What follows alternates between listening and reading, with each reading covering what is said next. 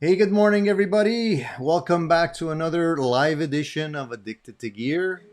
Another Sunday morning where we're all kind of groggy, but looking forward to our usual Sunday morning session for all the gear addicted friends out there. I obviously am looking forward to talking about the great deals coming up soon on Black Friday, and of course, I'm anxious to talk about everybody's new gear acquisitions that have been happening since the last time we had a Sunday chat. The Sunday chat now is every other Sunday, so it's something that I'm looking forward to as well. Uh, I usually have a chat going on during the week as well, usually on Friday evenings, but some of the regulars that tune in on Sunday can't make it there. So it's not exactly the same thing. So Sunday is the best day of the week for me. So I'm happy to be here today. So a lot of things have happened during our last chit chat, and obviously a new month, new president, Black Ah, Friday around the corner. And so we have a lot of great stuff to talk about this morning. I want to just start off by saying hi to the people that are already here. So, good morning, Jack, Cushman, the Gospel of Mark, Alan. You guys are nice and early like usual. Wayne's in the house as well. So, good morning to you guys. I hope everyone's doing well. And so, Jack was the first one in this morning, I think. So, he's an early riser. So I want to just mention before I bring my special guest in, we have a special guest in the house. Mr. Chuck Wilson from Bootlegger Guitars is here with us today. So I hope you guys will welcome him. We're going to have some great stuff to talk about in terms of guitars, gear, amps, and a whole bunch of other things. So I want to just bring Chuck in and welcome him to the show. Good morning, Chuck. How are you doing, my friend? thank you. Good morning, Tony. First of all, I want to Howdy, say everybody out there. First of all, Chuck, I want to say thank you so much for getting up. I know it's like an ungodly time there in Los Angeles. It's like what, 7 a.m.? Oh, it's like 4 a.m. I think. What? 4. No, it's 7 a.m. I'm at a sorry. rainy beach here in Los Angeles. I'm sorry about that, Chuck. I mean, the time wasn't very helpful, I know, but hopefully you've had your double shot of Red Bull or coffee or whatever it is you have in the morning, and you're ready A to. little got a little Irish coffee Oh. rocking to get me moving this morning. Yeah, why not? Irish coffee is awesome. I should have fixed myself one too. So let me just introduce you a little bit more officially for those of you who don't know. So Chuck, as I mentioned, is the man behind Bootlegger Guitars. And you guys probably have already seen my video a review on the Bootlegger, the Ville, which I have right over here. A great guitar, by the way. And Thank you. I'm really digging this guitar because I'm a big fan of the semi hollow body guitars. So I'm having a lot of fun playing this stuff, and I was having a conversation with Chuck and just trying to see what else he has in the pipeline in terms of guitars and amps and all that kind of stuff. And it sounds like you're up to a lot of interesting things there, Chuck. So maybe you want to just give us a little rundown. How did you actually get into this? Just also because you're what we call a boutique sort of shop where you're not making millions of these guitars. You're just having a smaller quantity go out there, but you're being very selective in terms of what you put together. So let us know how did you actually get into this stuff of building guitars? It's intriguing for me because it's like a dream job. I'd love to be able to do something similar. Yeah, don't wish for too many dreams; they might come true. Um, I owned a recording studio. Well, I'm a musician. I'm blue. I've been playing different blues bands around LA, and I opened a recording studio in my home in Hermosa Beach. And being a NAM member, I met a lot of really interesting, cool people, and I started selling some other guitar lines through the recording studio, Studio 637. And just kind of my nature, I started thinking it through and started wondering if I could do it myself. And started designing guitars and just threw some ideas out there. It was kind of a difficult birth. It it started talking to different builders and different people in the industry, and you got to shift through a lot of kind of BS to get to a point where you feel you're working with good people, and it's trial and error. And after years now, like 5 years of doing this, I've put together a solid team and decided to just get into it. Just kind of take my dream and just start producing, developing guitars that I personally designed, and Well, didn't really know where it would go. And but it's gone to a very cool, successful level for a small boutique company. well, I gotta say, I mean, the guitar that I ended up with here, Yeah, the DeVille, is really I'd say a really unique guitar because it's kind of, if you look at it, and I mentioned this the other day, it's like the body is not really like it's its own thing, right? It's not really a 335. It's kind of like a Gibson shape, but not really a yeah, 335 shape, but not hmm, really. And maybe even a little bit of Gretsch thrown in there. I'm not really yeah, sure. So yeah. so so how did you come up Huh. with like the design for this guitar? Like, did you work on this by Well, yourself, or did you work with a team, or how did you come up with it? here's a drawing. I found some of my drawings from way back when, if you can see that. Yeah, Here, I'll put this up. put a little higher. Yeah, Basically, yeah, these very rudimentary drawings of mine. Uh, Initially, I'm a big fan of vintage guitars. So, having drooled at guitars as a young man at stores like Sears and different mom and pop guitar stores, I loved the early shapes and styles of guitars, which would now be considered vintage guitars. So maybe there's some of the shapes and styles of guitars that other companies have given up on that I took and adapted into what I thought would be interesting for players today. So I literally, like, I also design and fabricated car parts. I'm a retired race car driver, so I'm kind of familiar with designing, drawing, but by no means am I an engineer. So I would just do very rough drawings, give them to my engineers, now that I have a team of engineers, and with my builder, Mr. Ken Kim Muse in Seoul, Korea. And together with my ideas, his input and engineering, we come up with guitars like the DeVille, which is very much its own guitar. But it probably comes from the fact I don't like logs or really heavy guitars. I don't like really thick, fat guitars, like the width of the guitar. So sure, I always like the 339, the Gibson, the slimmer bodied style. So I guess I took some of the Gretsch bigger body looks and some of the Gibson thinner bodied styles and developed the semi hollow body called the DeVille. So awesome. I think I developed it more for what I wanted than Yeah, what I that thought may or may not sell. I think that's usually what creators usually do, right? They're trying to create something that they would ultimately like to see. So I want to ask a question with all the Hmm? people that are already here in the house.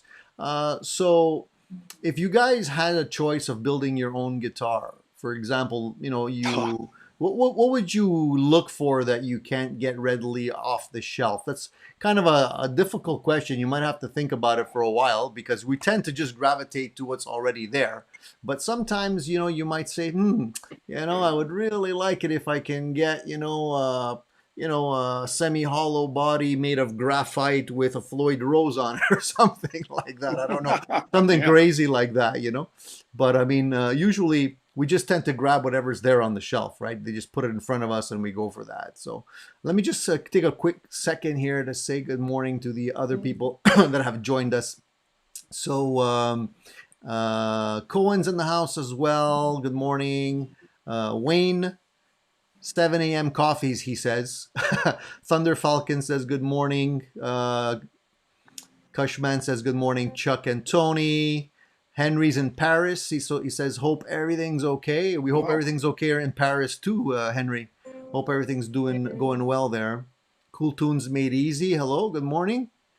Dan of New Jersey, good morning to you. Simon Simon says, I like to have a custom guitar, but I'm unhappy with the current guitars to buy. So that's specifically kind of related to my question, you know. So Simon, if you had to, like, you're unhappy about the guitars that are out there, so what kind of a guitar would make you happy? What are you looking for specifically? Let us know. Maybe we can talk about that. Henry says he bought a Gibson SG Standard T 2017, and he says, wow, such a lightweight guitar compared to my truck Les Paul, he says. And that's one of the things, Chuck. I don't know if you agree with me, but I find that some of I find sometimes when the guitars go down in price, they tend to go up in weight. I don't know if this is something that you've noticed, but some guitars I've noticed that happens with. But that's why I like the semi-hollows, because they don't put a strain on your back, you know. At my age, when you're doing a jam session for a couple of hours, you tend to feel it at the end of the day. So that's always a relief for me. I think I have you beat, buddy. Oh yeah? Yeah. So I age-wise, I think I have you beat. That doesn't mean maybe you're in better shape though. No, I don't like a heavy guitar. I actually have a Les Paul signed Les Paul that was given to me. Oh really? And it weighs a ton. You know, it's like, I'm 65. I can't play a heavy guitar during a blues set for 2 hours, or 40 minutes, then a 10 whiskey break, then 45 minutes, whatever. Yeah, it's killer. Yeah. So yeah, I definitely, when I design guitars, I definitely consider the comfort aspect of playing it. And I don't understand why guitars get heavier. It doesn't. I know that earlier on, the philosophy of a heavy piece of wood created a certain tone or sound, but it seems to me pickups and electronics have proved so much that I don't really know. I mean, my guitars to me sound wonderful, and they're not logs. Exactly. So I think that theory, of what's got to be a piece of dried out hardwood, that weighs a ton, is not true today with our contemporary electronics. Well, I mentioned a couple of weeks back, I had picked up a very, very inexpensive guitar, sort of like a knock around project guitar that I can use to, just put pickups in and do stuff with. And this thing is made of Paulownia wood. I don't know if you ever heard of Paulownia. I have heard it. Yeah. Maybe I'm not pronouncing it correctly. Anyways, No, I could swear this thing, I thought it was balsa, okay? Because the guitar is so light. It's basically extremely, extremely light, but I love it because it's so pleasant to play, because you don't feel any kind of weight and strain when you're playing. So it's extremely comfortable. So I'm not the type of person that thinks, oh, it has to be made of the high end woods. I mean, as long as it sounds good, I don't really care what it's made out of. As long as it's not going to be ringworm infested, like wood. Some of those exotic woods are beautiful, but some of them are. I look at them like, it's beautiful. It's like art. Yeah. Whether it plays better or sounds better or it's a better instrument doesn't necessarily ring true to me. Absolutely. Well, you know what? Fat Philosopher's in the house as well. And he says that he bought a Revelation Telecaster, then bought a Steinberger used. The second time I bought a Steinberger this year. So he's a big Steinberger fan. So should I show him the guitar? I think I'm gonna take a moment to break out one of the guitars. 1 second, guys. So since we have a new headless coming too. You have sorry, go ahead. We have a second headless guitar in the works. Well, let me show them the first one, because I don't think they've seen it yet. So I just want to show you guys this. It's not a machine gun. Although it looks like a case for a sniper rifle or something like that, it's not. You can see the logo here. I hope you can see it. So this is the case for the Bootlegger Spade. And for those of you who are not aware of it, I'm going to show this to you because it's a really interesting guitar. And I want to talk about this for a bit because I haven't had the pleasure to play around with headless guitars much. So I want to basically show the guys what we have here. So in this little compact case is this little gem right here. And let me just try to get the case off my lap so I don't knock anything over. So guys, check this out. This is a really cool headless guitar. I don't know if you can see that there. I'm going to do a full review on this guitar, but I just wanted to give the people that are here a sneak peek on this because it's so unique. So it's not a Steinberger or Steenberger, however you pronounce it. This is actually a Spade from Bootlegger. This is Chuck's masterpiece. And I've been playing this guitar now for a few days and I'm loving it. You know, I never really thought that I needed a headless guitar, but now that I have one, this thing's awesome. It's like compact. You can throw it in the back of your car, no problem. You can use it to, to practice practically wherever you go. If you're going to be going on a trip or anything like that, it's a great guitar to take with you because it's so small. Neck through body design, really cool. See the back of it here. And I really like the way it's shaped because this little portion here, this little indent, fits perfectly in your lap. Let me just raise up the chair here a little bit. So, if you're playing it, you can just rest it on your lap and you're ready to go. You're ready to rock. So it doesn't feel awkward. It doesn't feel like it's going to slide off your leg in any way. Double humbuckers, three-way switch, volume tone, and a couple of really, for me, new things. The bridge. Haven't seen a bridge like this before. And obviously the other end of it is headless. You can see here you have the truss rod adjustment. And then you have this metal piece that goes just above the nut here that holds all the strings in place. So it's a little different in terms of how the strings go in and how you lock everything in place. But it's pretty cool. And then you have the input jack right over here. So it's kind of out of the way. Looks awesome. And I like the color. I like the black-white combination. I think that's pretty sweet.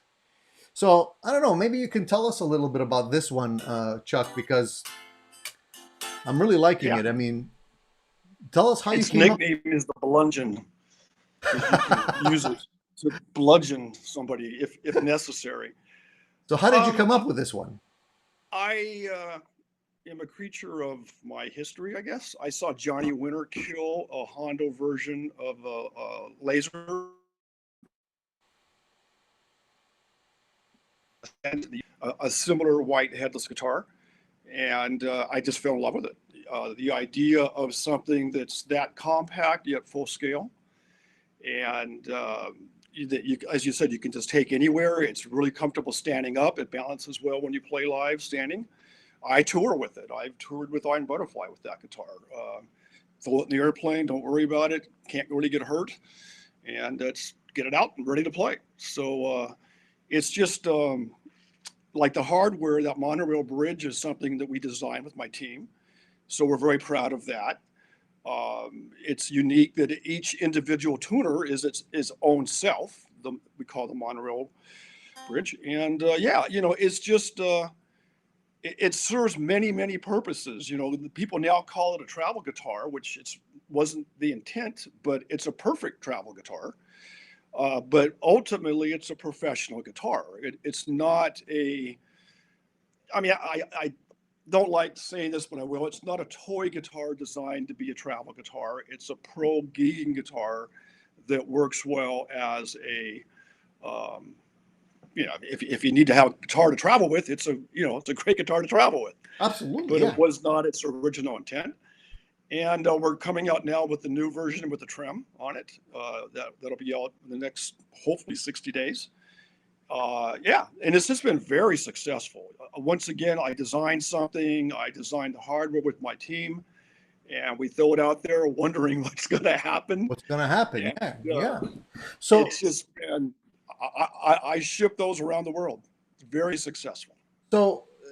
first of all, the scale length here. This is a 22, right? A 24. Sorry, 24 fret guitar, right? Yeah, 24 fret. 20. I believe it's a 25.5 scale. Yeah, full double octave. Full Double octave. Yeah. access. That's the cool thing about Yeah, this to guitar. the second. I mean, full access to every fret. It's future, but it's not intro. I mean, it goes back to the 70s, like,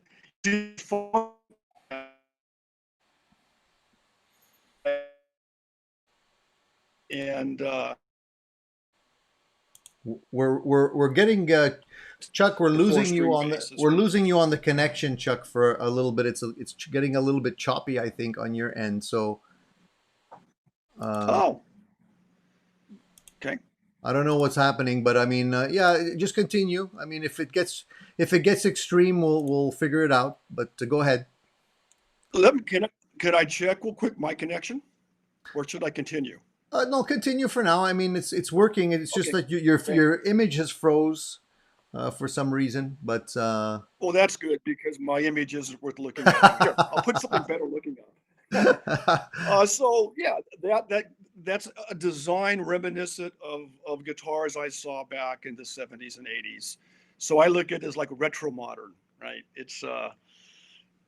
But yeah, I love it. It's my go-to guitar.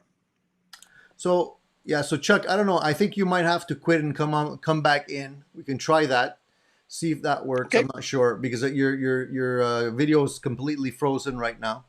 So I'll Okay. just keep Let on me. talking. You can try and log back in, and we'll see what happens. Okay. I will go down to my email and try to retrieve the email, I guess. Sure, and I'll just keep on talking in the meantime. You got it. Okay. All right, guys. So while Chuck is trying to reconnect, we'll just be able to talk about the guitar in more detail, and I'm going to answer some of your questions. So the first thing I wanted to ask everyone, also obviously, is because Black Friday is around the corner. Anybody see any cool deals out there? Anything interesting? I know that there's a couple of cool deals happening all over the place, and definitely want to share those if you can. So Chuck just reconnected. Let's see. Let's see. There we go, Chuck. I think that's better. Modern technology. It's, gremlins. It happens all the time. It happens to me too. Yeah. So I was just saying that with the scale length on this guitar, because it's a longer scale length. Usually, I don't like guitars that have 24 frets because I just feel that the neck is extremely long. But because it's headless and it's a compact design like this, you don't feel like that you're dealing with a really long neck on the guitar.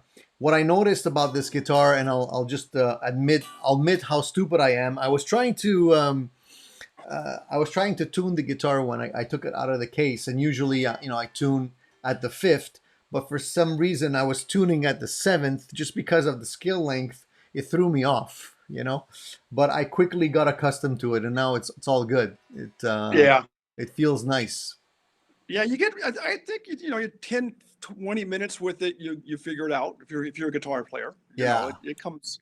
But it does take a little bit. First time you pick it up. You wonder, is it a harmonica? What is it? It's a. Um, there's. I mean, I, I apologize for my choice of words, but there are toys out there considered travel guitars, and they're Yeah. toys, in my opinion. Yeah. And then there's great headless guitars, and they can be very expensive. And our intent is to build guitars that are affordable, yet they're pro guitars. They're not. It's not a toy travel guitar. So No. when I Yeah. get some guys that say, "Oh, like play live with whatever band I'm in, and I'm playing that for the set. They're like, well, what are you playing a travel guitar for? I'm not playing a travel guitar. Exactly, This is the exactly. stage. Yeah. Well, somebody had a question and they were asking whether or not there's any lefty models for these guitars, or if they're just going to be offered in right-handed models. That is one of the many questions. And as soon as bootleg, oh, yeah. Do you have me still? I have you. You were. I didn't get your answer there. It was choppy. Okay. Not that is in the horizon. We're lefty models is definitely my next uh, build, and the more response I get for people wanting lefties, then we'll build a batch of them. And what I always say as well, if you're a lefty player and you're interested in getting involved with Bootlegger, we can discuss building or having investors come in and build, let's say, 50 lefties, and then you can be actually an equity partner in that build. That's That's pretty kind of cool. how I built Bootlegger. Is like, okay, if you want a lefty and you're interested in being in the guitar business, you can come in and do it with me. That's pretty cool. You got to put your money where your mouth is, though. It's worked. That's how we built the amp. We built the amp based upon people who wanted to invest and get involved in it. Now we have the amp. Which maybe you want to talk about the amp in a couple of seconds. I just want to answer a Mhm. couple of questions here, and we'll talk about the amps here. So, okay, the lefty models. Rico wanted to know if I looked at the Sawtooth MAB M24 yet. Rico, I have not had an opportunity to look at that yet. I've been extremely busy in the last few days. Just getting time to make an extra video here and there has been a challenge, so I will get around to it. And Fat Philosopher says he has a question. He says the old Warlock I bought has a neck with a loose truss rod. It moves back and forth. Big problem, or can I just put up with it? So interesting. I'm not sure if the truss rod is supposed to move back and forth like that. I don't understand what the problem may be. I don't know if you have experience with this, Chuck, or not, or can offer any kind of. Sometimes, if you, depending on the type of truss rod that you have, what ends up happening is that the actual part of the truss rod that you can actually put the Allen key in could actually be removed, and you can actually put a washer in there and then screw it back in. Sometimes that'll be enough to kind of put enough tension on the truss rod so it stops moving around. But I don't know what the exact problem is. I don't know if you have any experience with this kind of stuff, Chuck. Maybe you can offer some advice. Well, I have a guitar I shipped to Sweden, and that's a Spade. And during the shipment, the neck got damaged, and it broke the truss rod. Truss rod. So right now, I'm trying to help that buyer in Sweden fix it, the truss rod. Um, if it's a dual action truss rod, it's possible that it became disengaged. Also, you can have like a piece in the middle of the neck where it the truss rod threads into. Yeah. So one of the things that I was taught was you can take your guitar and if it's bowing any particular way, put a weight carefully on it to try to straighten it out, and then see if you can reattach the truss rod, Okay, makes like sense. if it will re-engage. Right, right, And right, then if right, it does re-engage, then you solve the problem. right. Other than that, if you have a broken truss rod, you have a problem. It Yeah, shouldn't be no, loose. that's it. Oftentimes, what ends up happening if the guitar's a less expensive guitar, and it's not a bolt-on neck, it's going to be more expensive than the guitar's worth to get fixed. But if it's a bolt-on neck, you can at least maybe take off the neck and put something else on it. If worse Yes, very comes to true. worse comes to worse. Yep. So Corky Cat says that he says, I know what Chuck is trying to say there. There are indeed travel guitars that are top quality, and there are other guitars like the one in your hand that are pro headless axes. Yeah, so I guess there is a difference between the less expensive travel guitars and the higher end ones.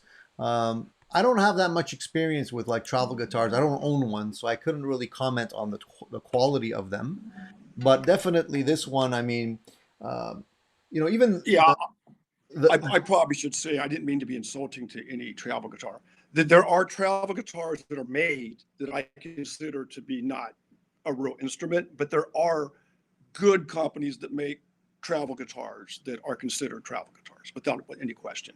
But Absolutely. I would just be careful just jumping into that fray of guitars called travel guitars, and you have to spend a certain amount of money to get an instrument that's worth it. Because going to NAM and all the different shows I go to, I see a lot of the new travel guitars, and in my opinion, they're not professional instruments. But you can spend thousands of dollars for an incredible guitar Oh, for that's sure. considered a travel guitar. Yeah, absolutely.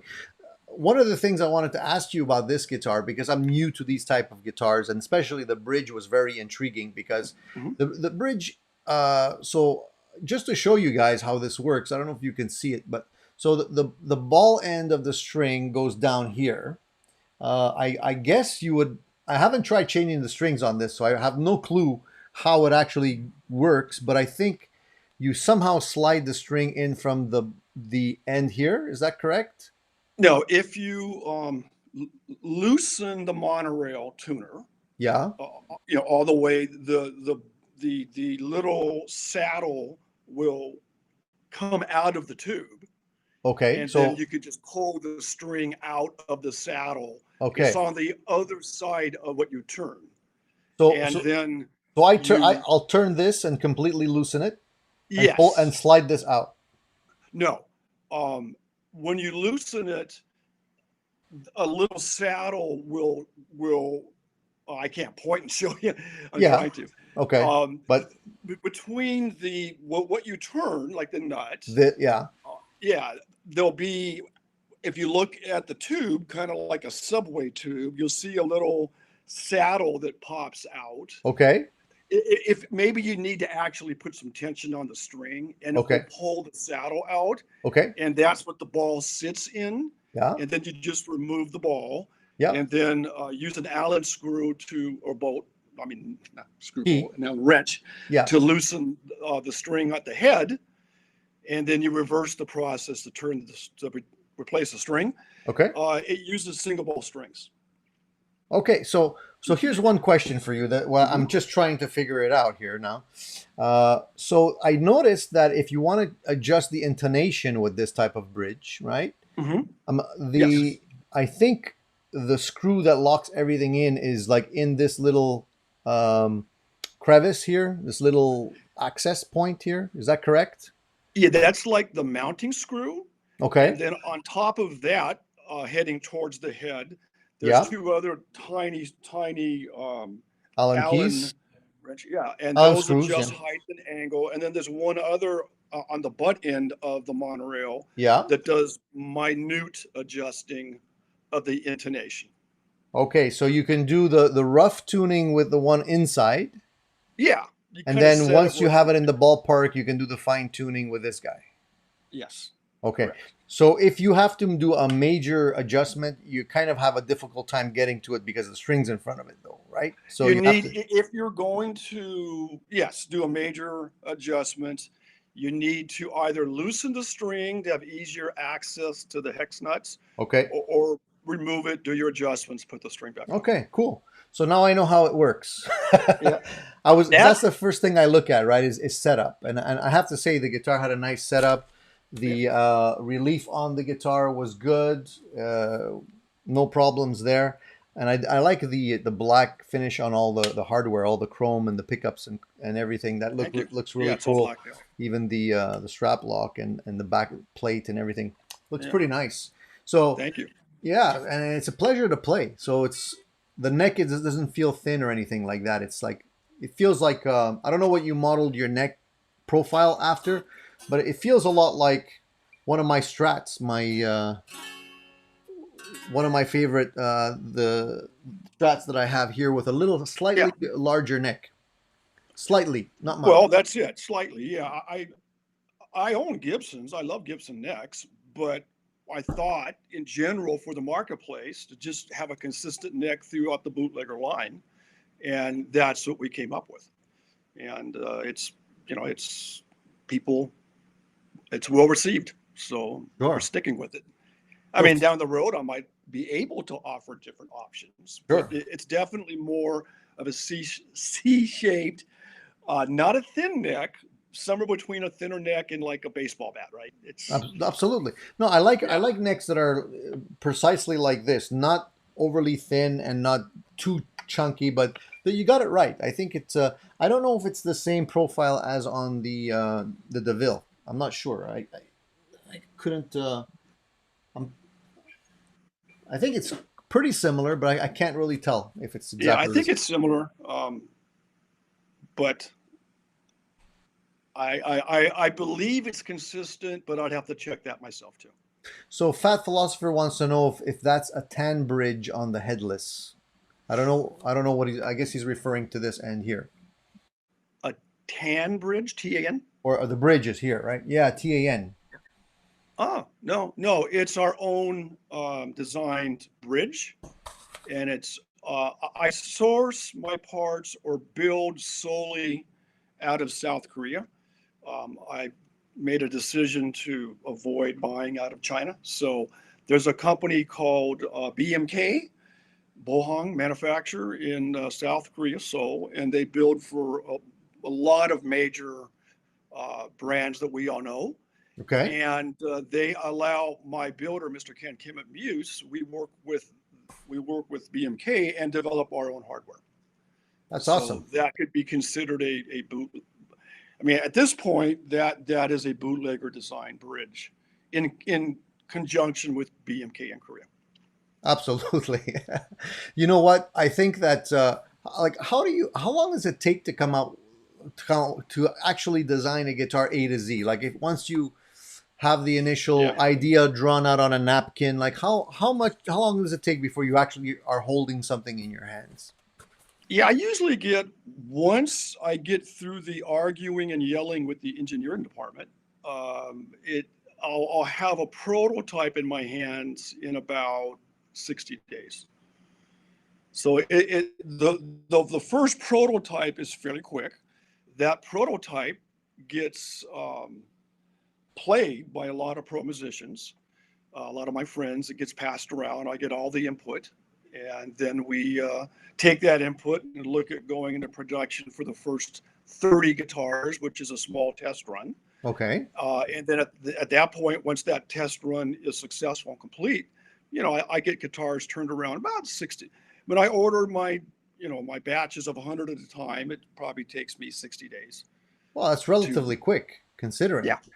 Yeah. Well, once you have it kind of a template, once if you continue to make changes, Yeah. everything takes time. When you Right. get a recipe, then it can happen pretty quick. And I kid about the arguing because Ken Kim is my friend, the owner of Muse. And, there's always form and function, Sure. and that's in cars as well as anything. Sure. Sure. So, Absolutely. I come up with, the maybe the crazy idea and a basic design, and then the engineers tell me how, you know, How it could the come. hell you're talking about. That doesn't work. We have to do it this way. Right. Right. Right. And that's where the late night phone calls from from Hermosa Beach to Korea, and Absolutely. but ultimately, it's an instrument, and the engineers are always right, and I'm always wrong because it has to be an instrument, right? It has to That's just work. the way it is. Yeah, it has to work. So can you? I know that you had another. You mentioned you have another headless guitar in the works that Hmm. was going to be coming in 2020, 2021, I believe. Yeah, yes. Hopefully, the prototype before the year's out, so I can show it, and then yeah, early next year. We're very excited about it. It's I would say a three-quarter sized body, a little more futuristic.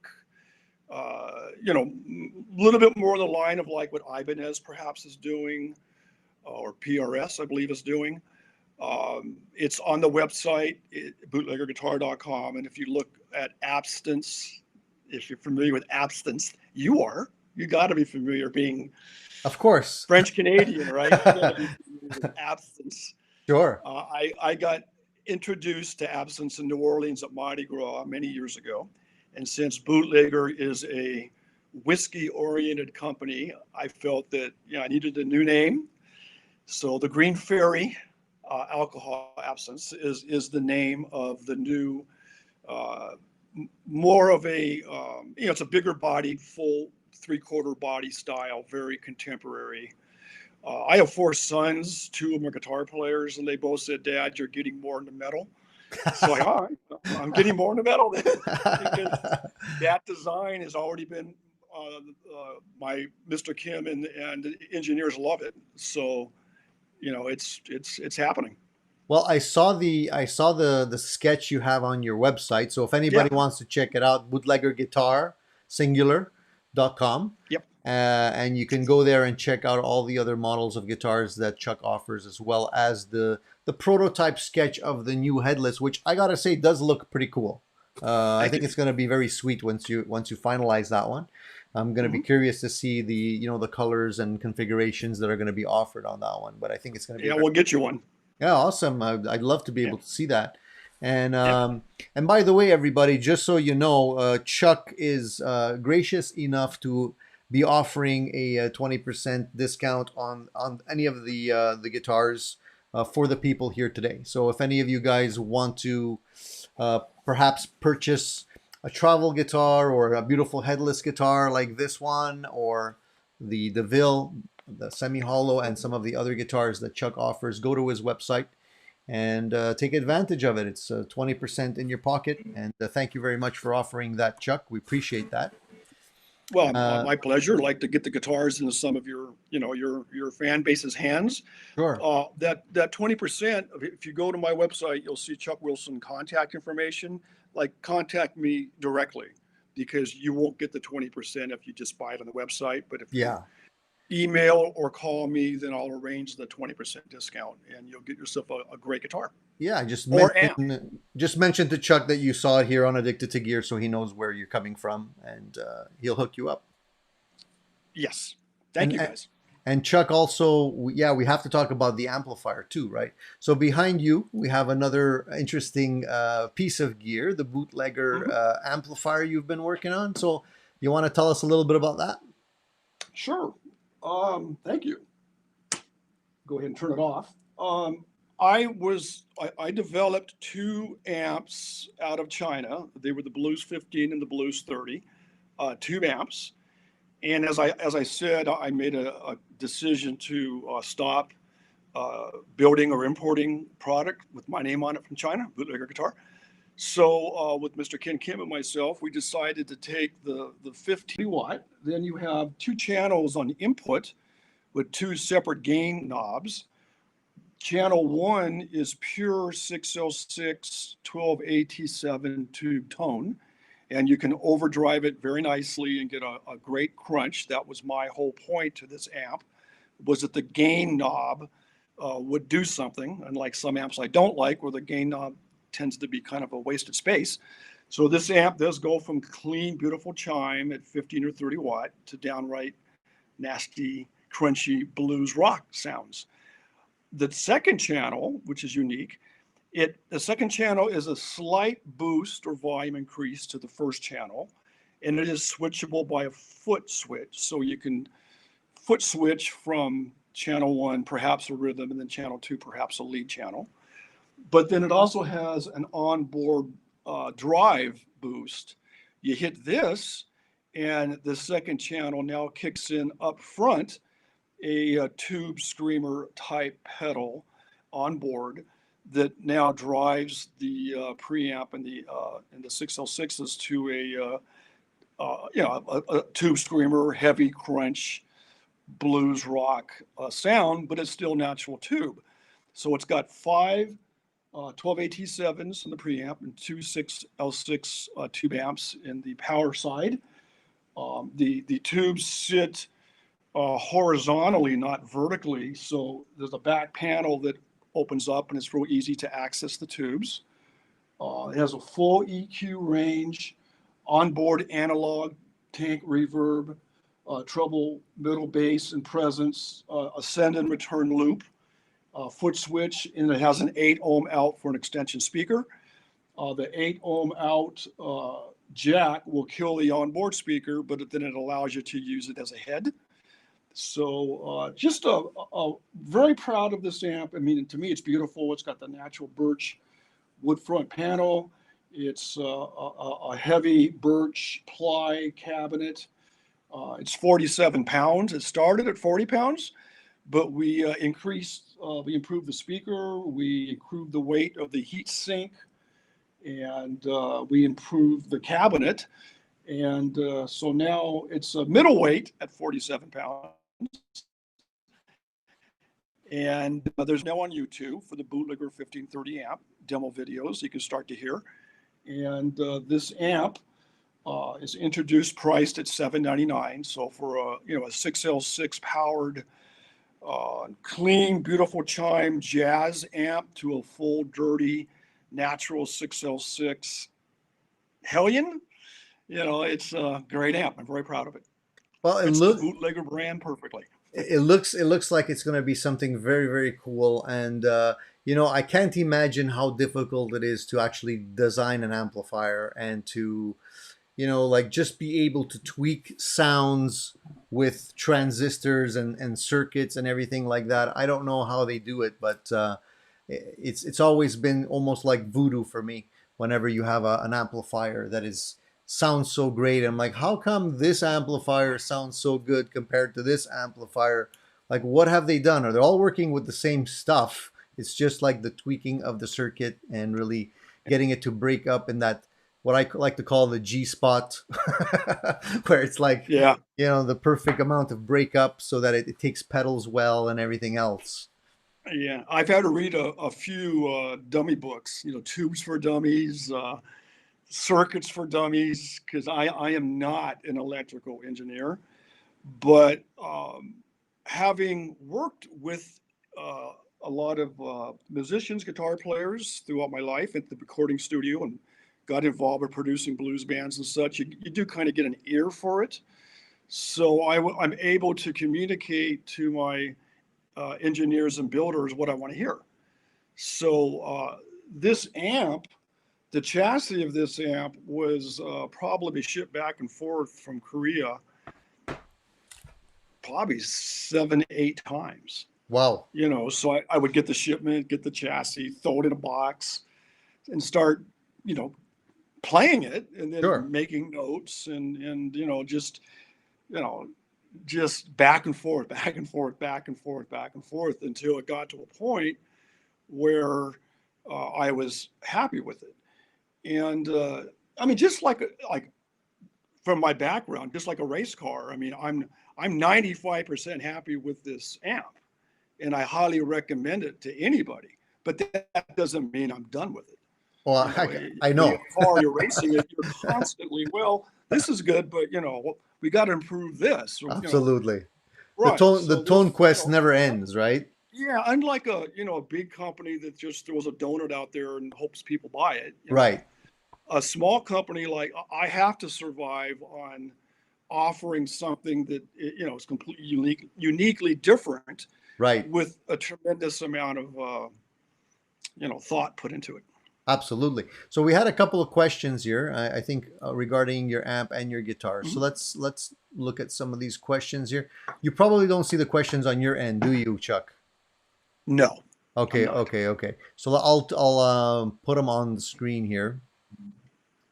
So Corky Cat says that he's referring to the strings, I think, or the bridge that we were talking about. It says they are very easy to swap out if they are anything like the Steiny I used to have. Double-ended strings, place ball in top of neck, loosen barrel in the bridge, pop in the string, and then retighten. So I guess that's how it's done. So it seems pretty straightforward. I usually don't change my strings till one break, so I don't know how long it's going to be before I actually have to do a string change on this guitar, but I'm going to find out soon enough, I guess. And let's see here. And Henry says, yes, make a symmetric design with knobs and switch on the slice behind the tailpiece. So I guess he's talking about maybe here. put the Okay. switch and the knobs. That's an interesting idea. I don't know how Yeah. I don't know Yeah. how easy it would be to. I do like to have the switches here because it's easier to than having to do this when you're playing, right, and trying to grab them behind Well, the yeah. You had mentioned that you like the cutaway, for comfort, and yeah, it's designed to sit down, yeah, and that's how right I here, use it. But yeah, I also use the butt end, yeah, and I'll like if I'm lounging, yeah, and I'll put the butt end on my leg. yeah. You could play it like a flying V almost, right? Yeah, and it doesn't affect the tuners. The tuners lock in. If you put the knobs there, that would be kind of uncomfortable, But Sure. I'm I am the worst classical guitar playing person because I play in every bad position. The classical guys are perfect, right? Yeah, they Me, do. I lay down in a lounger. I But it's okay. I mean, you have plenty of ways to anchor it down while you're having the whiskey or the beer, so it doesn't fall off yes, your lap. And that's the important thing, right? exactly. So, Fat Philosopher clarified. He says Tan, the company, I guess the bridge he was referring to earlier, is a Uh-huh. Turkish company that makes lots of headless bridges.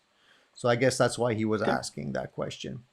Yeah, I think Uh, I may have heard of Tan, and I think I did look at their bridges, and there's probably four or five international companies right now, and then one in the U.S. hip shot that that are specializing in headless stuff. We don't sell uh, our bridge. It's not sold on the market. It's only on our guitars. So, I get guys ask me, can they just buy the bridge? And it's like, well, I'm not doing that. yeah, you're not just selling parts. Right. Um, Corky Cat says that blue burst on the right hand side of Chuck's screen is lovely. Is it a bootlegger guitar? Oh, yes. Let me just take a second here and I'll pick that up. And once again, guys, for those of you who Um, want to go visit the website, it's bootleggerguitar.com. I think I'm going to put it in the notes at the end of the video as well. And as I mentioned, Chuck's offering a 20% discount on any of the guitars and gear. So do yourself a favor, check it out if you can. there's an internet um, site called Guitar Zoom, and their head teacher is Steve Stein, and Steve is a friend of mine. And Steve and I got together with another friend of his, Reno Paulson, and designed. This is the Royal. So this is my first more contemporary styled guitar, and it's a collaboration again with Steve, who's definitely a metal guy. Well, very talented, jazz, everything, but he plays in a Metallica band, cover band. So yeah, this is a Floyd Rose 3 humbucker, the dual rail in the middle, and very proud of it. It's a beautiful guitar. There's our three by three headstock on it. So why did you choose to go with a 3x3? Just out of curiosity, because that's the first thing Yep. that stood out to me is that, when you Mm-hmm. look at the Strat body, you tend to automatically think six on one side. So why did you choose to go that with that design feature? Yeah, we're not the only company that has done this. I think it's maybe Paul Reed Smith, but there was another company or two that have done a more contemporary style guitar with the 3x3.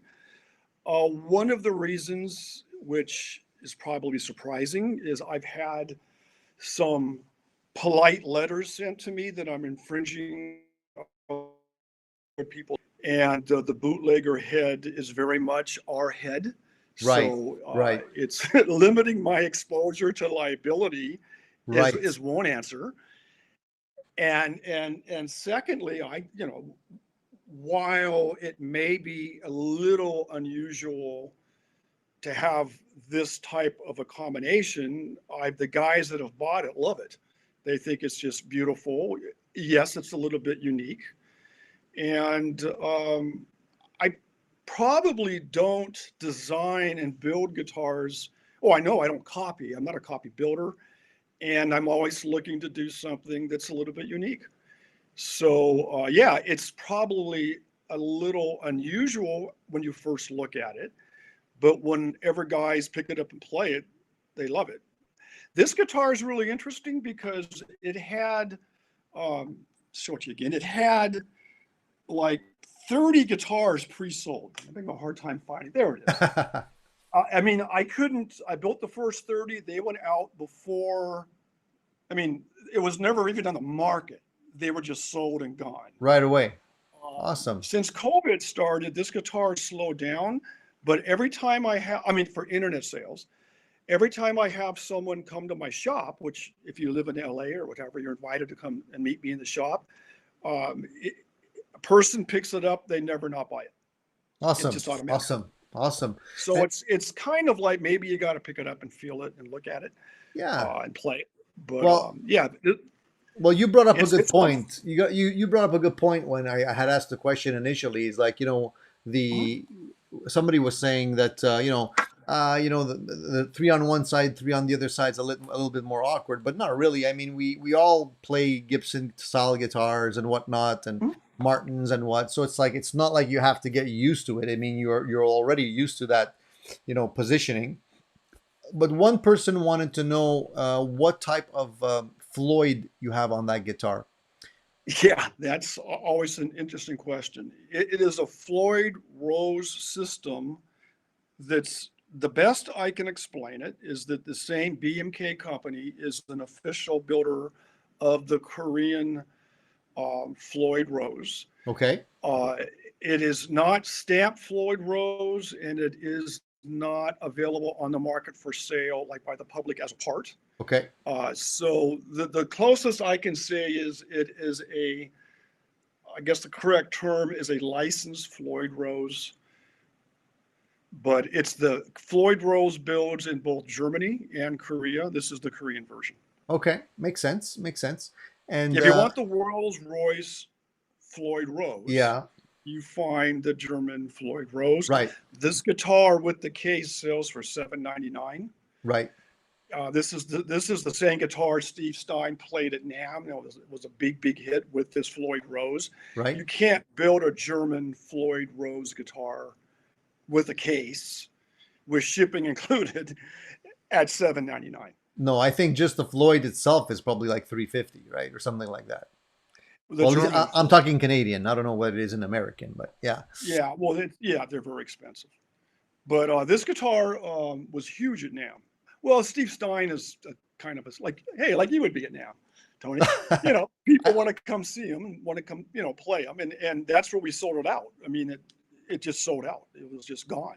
I'd love to swing by NAM one year and swing by your booth if you're there and come say hello. That's on my bucket list. I haven't actually been at NAM ever, so maybe one year soon. Hopefully, So it's on my list. you can go under a bootlegger guitar badge. Whatever. I mean, I'd love to. I'd love to be able to. Yeah, well, you're invited. So Awesome. I appreciate that. I don't know what the future of NAMM's going to be. It's going hard be to very say. interesting. It's hard to say right now. It really is. But Yeah. Corky Cat said that he found the guitar on your site, and he wanted to know if you can tell.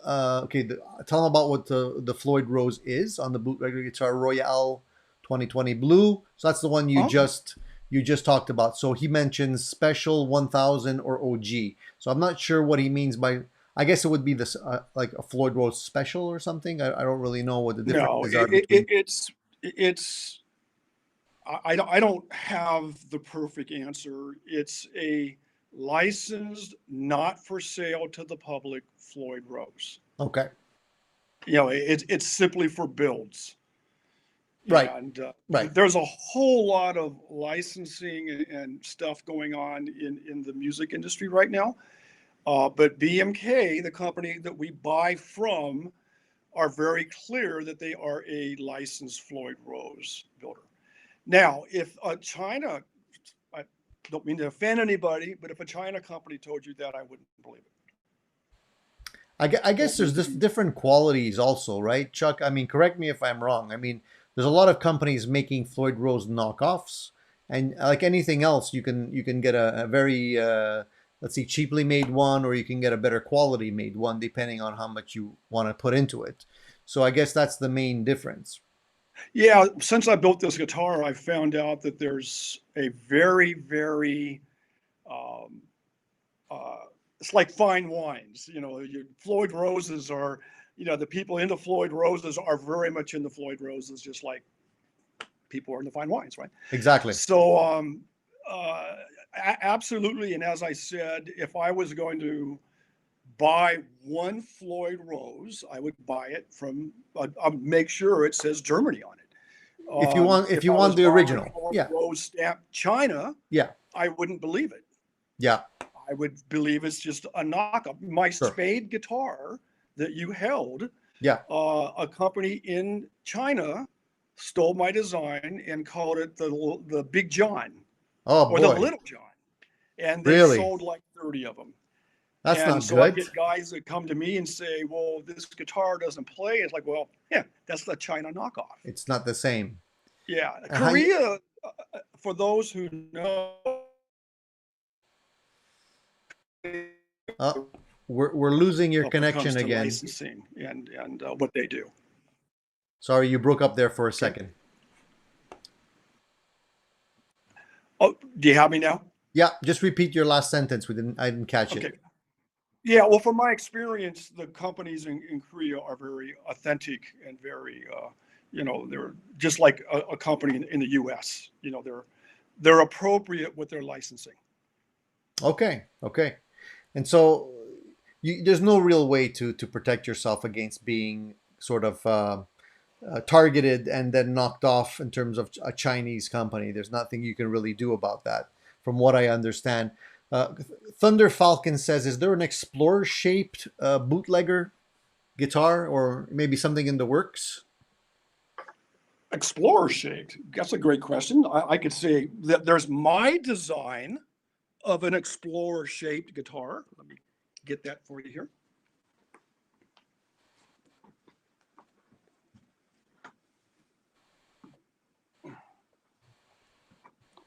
This is my um, design or takeoff of a offset guitar.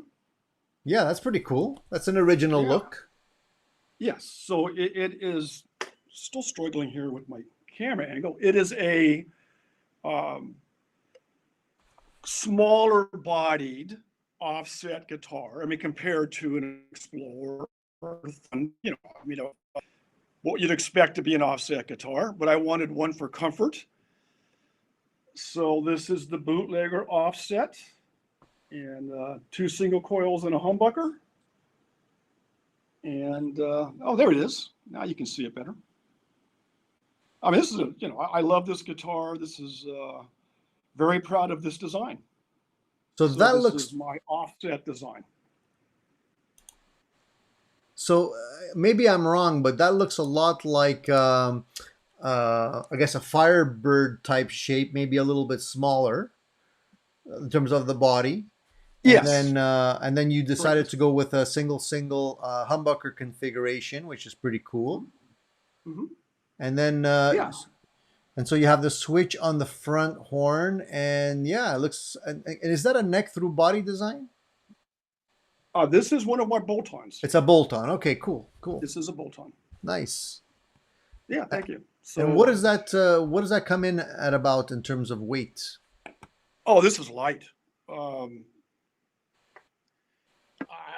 I have to look at my notes. I would say it's 7 pounds. Okay, so not extremely heavy. That's pretty nice. No, no, not at all. And again, I love the offset styles of guitars, but if you Yeah, pick one up, like a vintage offset, yeah. yeah, I mean, solid piece of wood. They're really heavy. This is very very light in comparison, very easy to play, and all of the Royal is $7.99. Of course, I'm offering the 20% special for your folks. This is like I think it was $5.89 with the Okay, case okay, and shipping. nice. So they're all.